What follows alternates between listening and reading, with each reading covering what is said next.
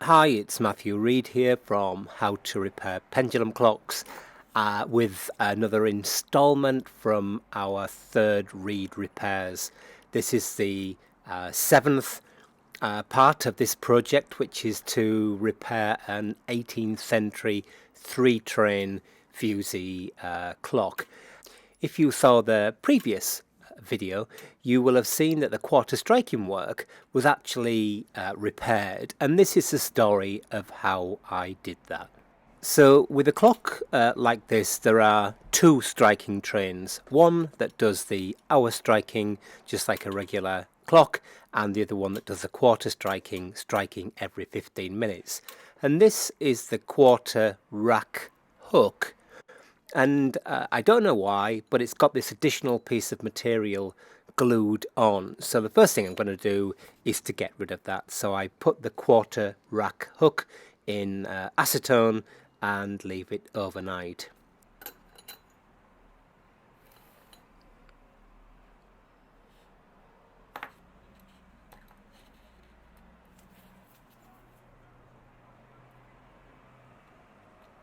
And we can see that that comes away nicely. So with the quarter rack hook fitted on its stud on the front plate, the bearing, we can now see that the bearing is quite worn. It's got quite a lot of both slop, sideways movement, and axial play as well.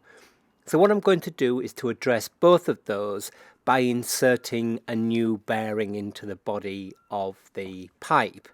And I do that in the same kind of way that I would put a new bearing in a regular clock plate, and that is to remount the pipe in this case, and then insert a piece of drilled brass bushing wire.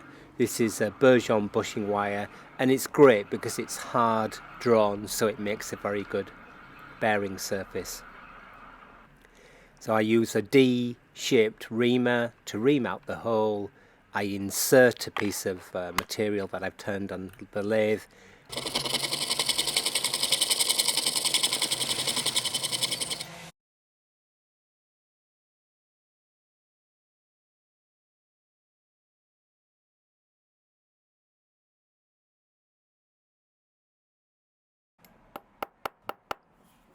And then using a 5-sided clockmaker's brooch, which is a tapered reamer basically, I slowly open up the hole or the new bearing until it's a good fit. These studs or posts on the front plate of the clock are all brooch taper. They're not parallel on this kind of work. So once we have the rack hook pipe fitting well on its post, we want to just remove a bit of the excess material, and for that I use an end cutter. So that's a quite nice, neat way of doing it. I then chamfer with a horological oil sink cutter, which is a hardened disc of steel, which I just use manually, and then deburr with some 4/0 steel wool. And we try it again, and that is now done. So that stabilized that component quite a bit more.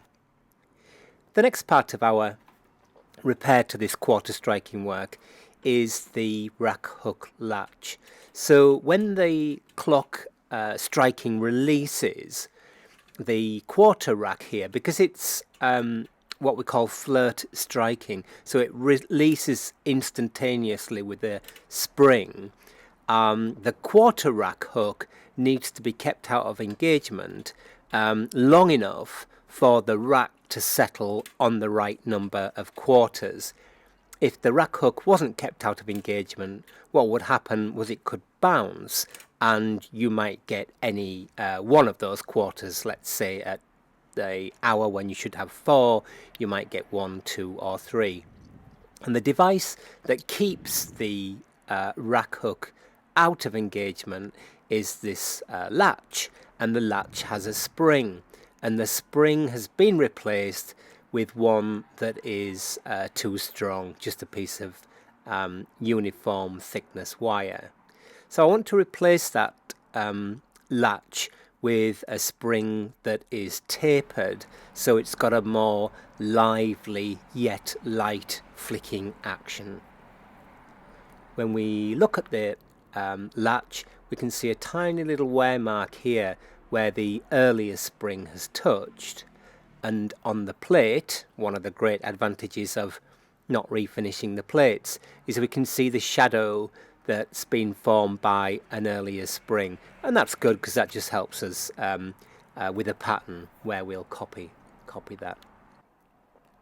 So the spring has its original foot, and although it's not in amazing condition, I do want to retain the original foot. So what I'm going to do is to remove some of the soft solder that held the original spring in a spirit lamp, and I'll just brush that away with a natural bristle brush that's been soaked in water.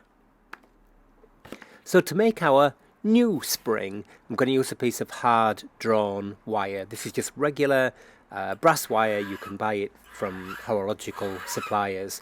But the thing about a spring like this is it should be tapered along its length to give it that nice flicking action that we're after.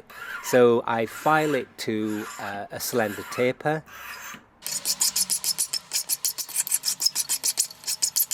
testing it as we go along, and then I draw file it to finish.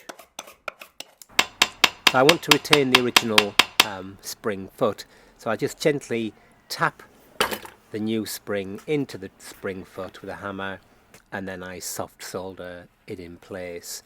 You could hard solder this in place, but the temperature of the hard soldering would anneal the brass wire, and that would prevent it from being springy, so thus defeat the object. So we use some soft solder here, and then I'll just clean it up a bit later. So there we have our new spring fitted to the plate, and using the shadow that we've already seen, I mark where the spring needs to be curved or bent round. And you could just use round nose pliers here, but I happen to have these watch bow forming pliers, which are quite nice for making these curves.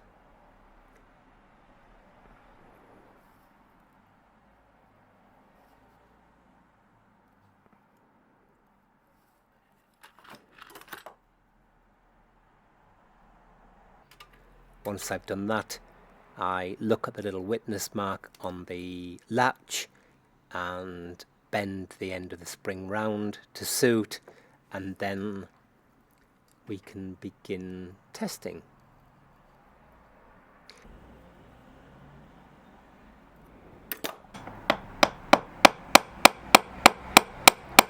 So in testing and setting the spring, as I said, what I want is the latch to only just latch. Any additional spring force is work that the clock has to do, which is unnecessary. So there's a little bit of toing and froing here just to get the action nice and light.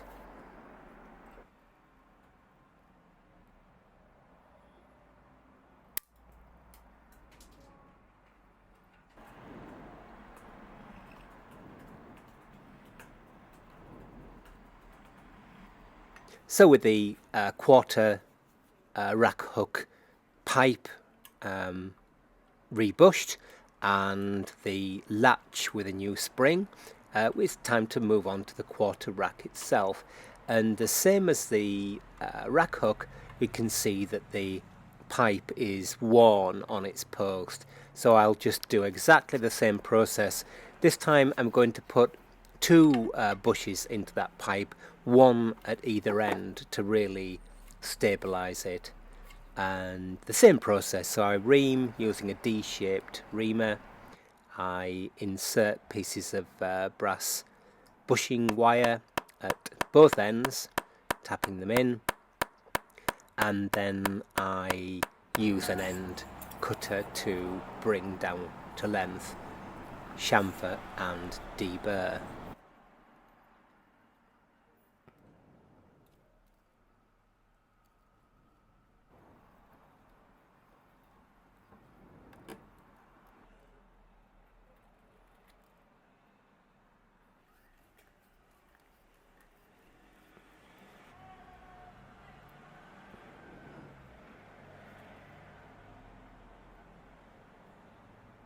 So I'm now able to test the whole right hand side of this assembly now, and as I said, adjusting the quarter rack hook latch till it has a nice kind of flicking action. The quarter rack spring isn't in place yet. So the final piece of the puzzle for this striking work is the flirt spring. Now, if you're familiar with clock work, you may be familiar with a process called warning, which is where the clock has a preparatory kind of phase before the actual striking takes place. Now, this clock doesn't have warning. It has this kind of instantaneous striking called flirt striking, and what the clock does is it builds up energy in this brass spring that you can see here, which releases the striking mechanism.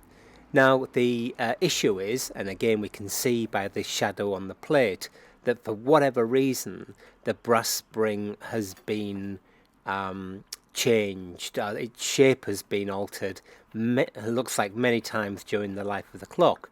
So I'm going to just reshape it by hammering. Now it looks quite rough, but it is functional, and so I'm pretty happy to keep it as long as it does the job. And we can see that with a new stop pin for the spring and the spring reshaped to something like its earlier form, then it actually works fine. And again, a balancing act between the strength of the flirt spring and the quarter rack and the quarter rack hook latch spring needs to be got. So again, the clock isn't having to do too much work in releasing the striking, otherwise the clock will stop, and that's exactly what was happening.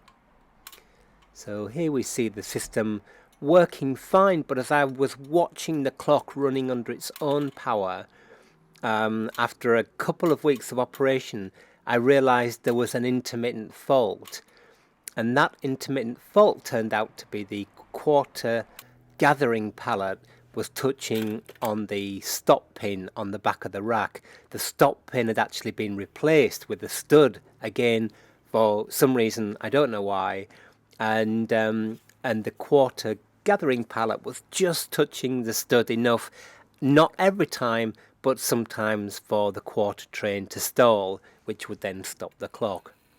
Obviously that was quite an easy thing to resolve.